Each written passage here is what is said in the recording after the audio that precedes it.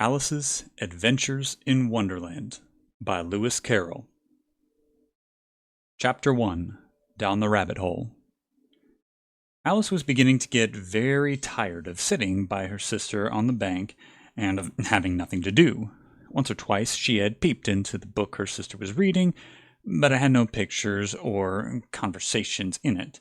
And what is the use of a book, thought Alice, without pictures or conversations? So she was considering in her own mind, as well as she could, for the hot day made her feel very sleepy and stupid, whether the pleasure of making a daisy chain would be worth the trouble of getting up and picking up the daisies, when suddenly a white rabbit with pink eyes ran close by her. There was nothing so very remarkable in that, nor did Alice think so very much out of the way than to hear the rabbit say to itself, oh dear, I shall be too late." When she thought it over afterwards, it occurred to her that she ought to have wondered about this, but at the same time it all seemed quite natural. But when the rabbit actually took a watch out of its waist pocket and looked at it and hurried on, Alice started to her feet, for it flashed across her mind that she had never seen before a rabbit with either a waistcoat pocket or a watch to take out of it. Burning with curiosity, she ran across the field after it and was just in time to see it pop down a large rabbit hole under the hedge. In another moment, down went Alice after it, never once considering how in the world she was going to get out again. The rabbit hole went straight on like a tunnel for some way, and then dipped suddenly down, so suddenly that Alice had not a moment to think about stopping herself before she found herself falling down what seemed to be a very deep well. Either the well was very deep, or she fell very slowly, for she had plenty of time as she went down to look about her and to wonder what was going to happen next. First she tried to look down and make out what she was coming to, but it was too dark to see anything. Then she looked at the sides of the well and noticed that they were filled with cupboards and bookshelves. Here and there she saw maps and pictures hung up on pegs. She took down a jar from one of the shelves as she passed. It was labeled orange marmalade, but to her great disappointment it was empty. She did not like to drop the jar for fear of killing somebody underneath, so she managed to put it back on one of the cupboards as she fell past it. Well, thought Alice to herself, after such a fall as this, I shall think nothing of tumbling down the stairs. How brave they'll think of me at home. Why, I wouldn't say anything about it, even if I fell on the top of the house, which was very likely true. Down, down, down. Would the fall never come to an end? I wonder how many miles I've fallen by this time, she said aloud. I must be getting somewhere near the center of the earth. Let me see. That would be 4,000 miles down, I think. For you see, Alice had learned several things of this sort in her lessons in the schoolroom, and though she was not a very good opportunity of showing off her knowledge, as there was no one to listen to her, still it was good practice to say it over. Yes, that's about the right distance. But I wonder what latitude or longitude I've got to. Alice had not the slightest idea what latitude was, or longitude either, but she thought they were nice grand words to say. Presently she began again. I wonder if I shall fall right through the earth. How funny it'll seem to come out among the people that walk with their heads downwards. The antipathies. I think she was rather glad there was no one listening this time, as it didn't sound at all like the right word. But I think I shall have to ask them what the name of the country is, you know. Please, madam, is this New Zealand or Australia? She tried to curtsy as she spoke. Fancy curtsying as you're falling through the air.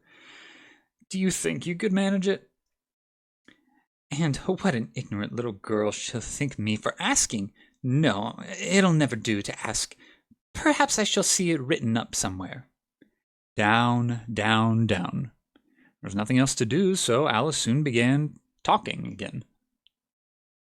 Dinah'll miss me very much tonight, I should think. Dinah was the cat. I hope they'll remember her saucer for milk at tea time. Dinah, my dear, I wish you were down here with me. There are no mice in the air, I'm afraid, but you might catch a bat, and that's very like a mouse, you know. But do cats eat bats, I wonder?" And here Alice began to get rather sleepy, and went on saying to herself in a dreamy sort of way, "Do cats eat bats? Do cats eat bats? And sometimes, do bats eat cats?" For you see, as she couldn't answer either question, it didn't much matter which way she put it. She felt that she was dozing off and had just begun to dream that she was walking hand in hand with Dinah, and was saying to her very earnestly, "Now, Dinah, tell me the truth. Did you ever eat a bat?"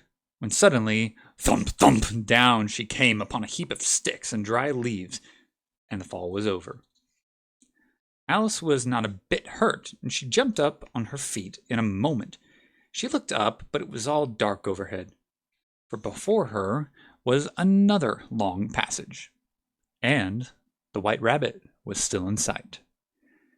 Hurrying down it, there was not a moment to be lost. Away went Alice like the wind, and was just in time to hear it say as it turned the corner, "Oh, my ears and whiskers, how late it is getting!"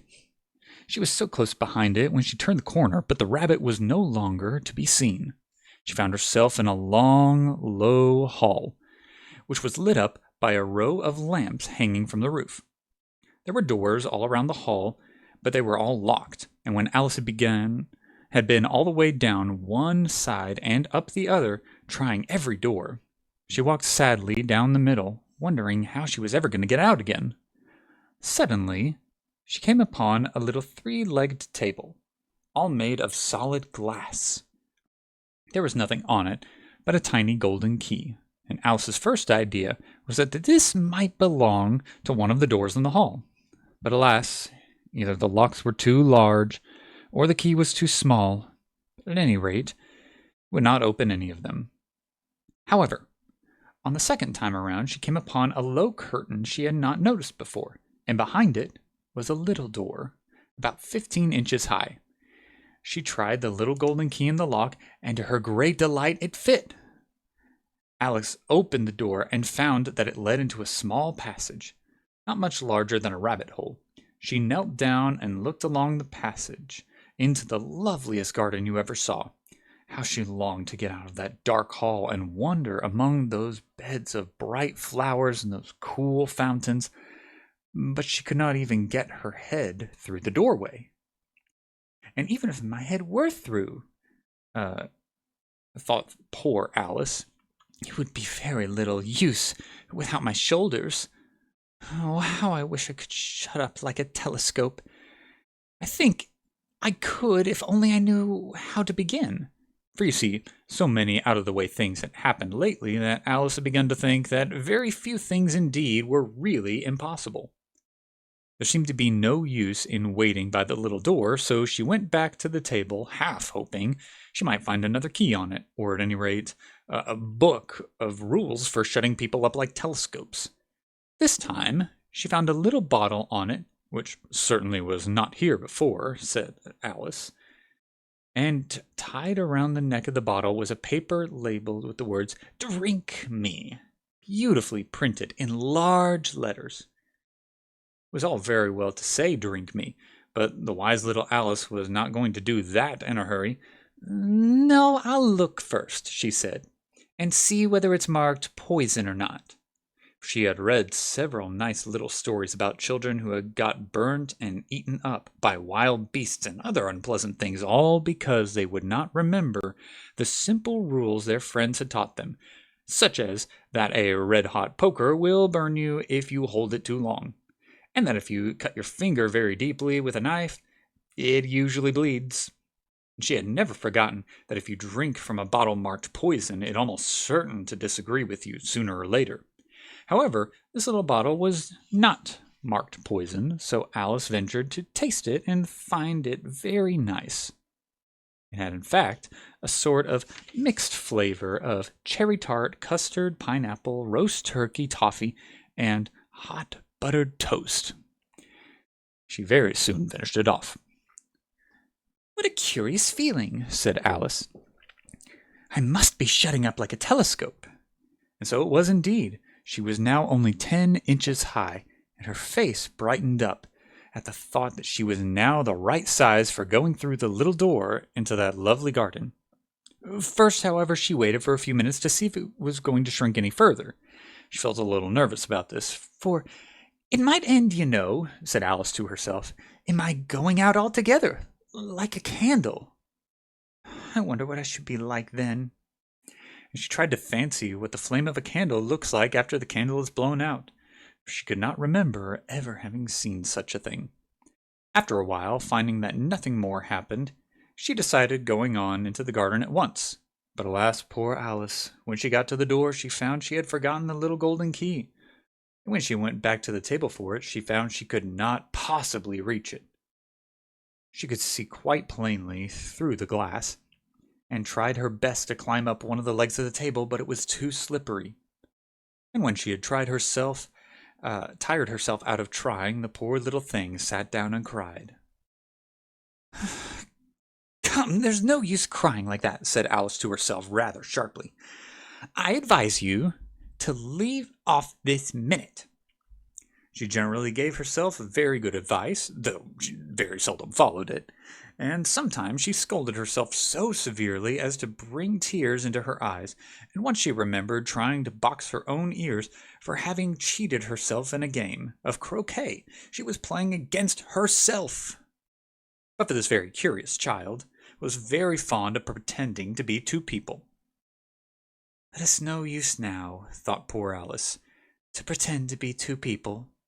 But there's hardly enough of me left to make one respectable person." Soon her eye fell on a little glass box that was lying under the table. She opened it and found in it a very small cake, on which the words "Eat me" were beautifully marked in currants. "Well, I'll eat it," said Alice, "and if it makes me grow larger, I can reach the key, and if it makes me grow smaller, I can creep under the door.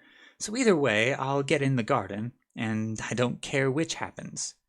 She ate a little bit, and said anxiously to herself, which way," holding her hand on top of her head to feel which way it was growing, and she was quite surprised to find that she remained the same size. To be sure, it is what generally happens when one eats cake, but Alice had got so much into the way of expecting nothing out of the way things to happen, that it seemed quite dull and stupid for her life to go on in the common way. So she set to work, and very soon finished off the cake.